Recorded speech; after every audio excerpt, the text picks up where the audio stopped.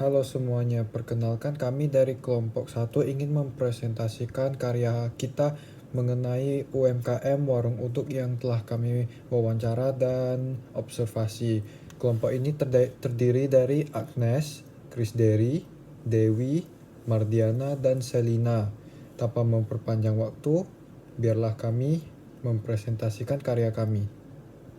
Yang pertama yaitu gambaran usaha. Berikut adalah 2 foto mengenai UMKM Warung Uduk yang telah kami observasi. Warung Uduk berdiri pada tanggal 12 November 2020. UMKM tersebut masih tergolong sangat baru ya. Warung Uduk ini didirikan oleh Chandrana Rachman. Alamat lengkapnya yaitu Jalan Kom, Business Center Lubuk Baja, Kecamatan Lubuk Baja, Kota Batam, Kepulauan Riau. Warung Uduk menjual berbagai jenis air dan makanan seperti cemilan, sarapan pagi, makan malam, dan makan siang. Oke, rumah makan Warung Uduk memiliki target penjualan 100 porsi per hari. Omset selama ini sudah ada 50 juta ke atas. Analisa STDP. Analisa STDP dibagi menjadi 4 jenis. Yang pertama segmentasi pasar, yang kedua target pasar, yang ketiga diferensial, dan yang keempat positioning. Yang pertama segmentasi pasar. Segmentasi pasar adalah suatu strategi yang diterapkan dalam dunia bisnis oleh perusahaan untuk mengelompokkan produk yang telah diproduksi sesuai dengan kemiripan, kesamaan, kebutuhan, dan minat pelanggan. Rumah makan Warung Uduk menerapkan segmentasi pasar dalam pendekatan demografis dan perilaku. Yang pertama, segmentasi demografis.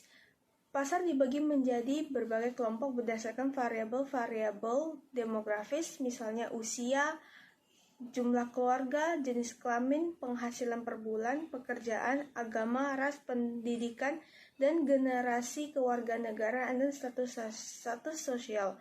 Yang kedua, segmentasi perilaku. Pasar diklarifikasikan dalam kelompok-kelompok yang dibedakan berdasarkan pengetahuan, sikap, penggunaan, atau respon terhadap suatu produk. Yang kedua, target pasar.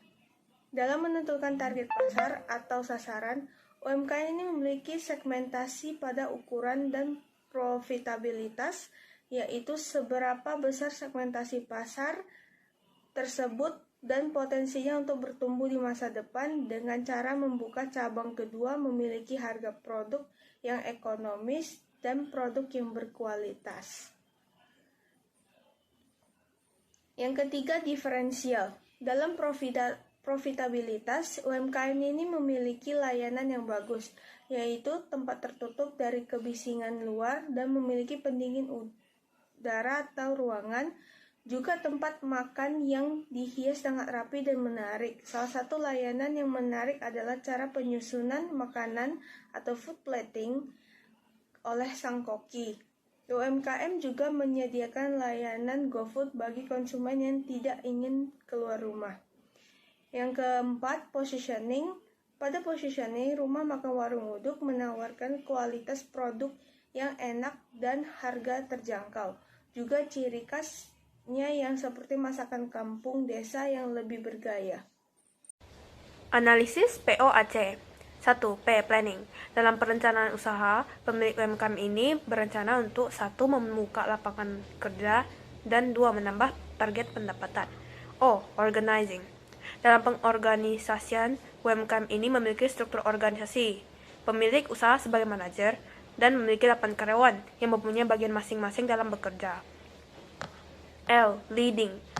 Leading berperan penting dalam proses pekerjaan UMKM.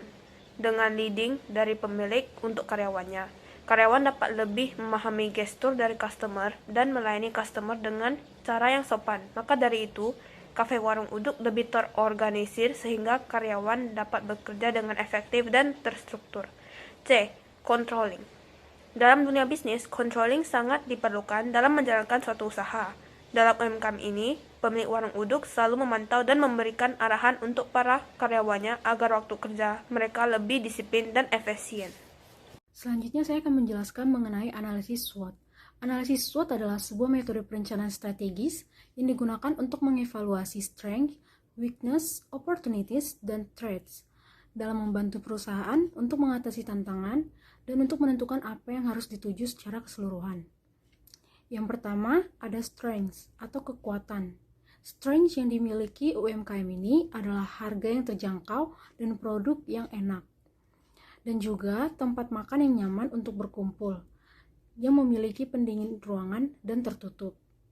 Yang kedua ada weakness atau kelemahan. Weakness yang dimiliki UMKM ini adalah lokasi yang terletak di kawasan yang kurang strategis, karena areanya yang kurang ramai dan tempat parkir yang tersedia tidak cukup banyak. Yang ketiga ada opportunities. Opportunities atau peluang yang ditawarkan oleh UMKM ini adalah harganya yang terjangkau dari UMKM kuliner lainnya. UMKM ini juga lebih terkenal dikarenakan pemiliknya yang seorang selebgram. Target pertumbuhan pasar yaitu pelajar, wisatawan, dan warga lokal. Yang keempat ada threats atau ancaman. Ancaman yang dimiliki yaitu sudah banyak UMKM lainnya yang ada di Batam dan menjadi pesaing bagi UMKM ini. Dan juga akibat dampak pandemi ini, UMKM ini menjadi sepi. Analisis marketing 4P dari warung uduk. Yang satu itu P, produk. Produk yang dijual berupa kuliner. Nama yang diberi juga terdengar unik dan sangat menarik, yaitu warung uduk.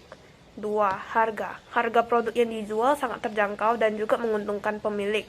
Diskon dan promosi juga diadakan pada produk yang dijual. Kemudian tempat. Lokasi rumah makan warung uduk kurang strategis karena jauh dari keberadaan pelanggan. Di sekitar lokasi juga ada pesaing lainnya dan tempat parkir yang tersedia tidak mencukupi. 4. Promosi. UMKM ini menggunakan platform sosial media untuk mempromosikan produknya. Contohnya Instagram. Produk ini mengadakan diskon ketika pertama kali resmi dibuka. Waktu yang digunakan promosi termasuk waktu yang tepat atau masuk akal. Selanjutnya analisis 3 pilar. Yang pertama people. Rumah makan warung uduk menjalankan bisnisnya dengan adil dan bermanfaat bagi pihak yang menjalankan usaha tersebut, yaitu karyawan, komunitas, dan daerah di mana UMKM menjalankan bisnisnya. Karyawan adalah aset perusahaan, maka dari itu harus diperlakukan dengan baik, adil, serta jujur.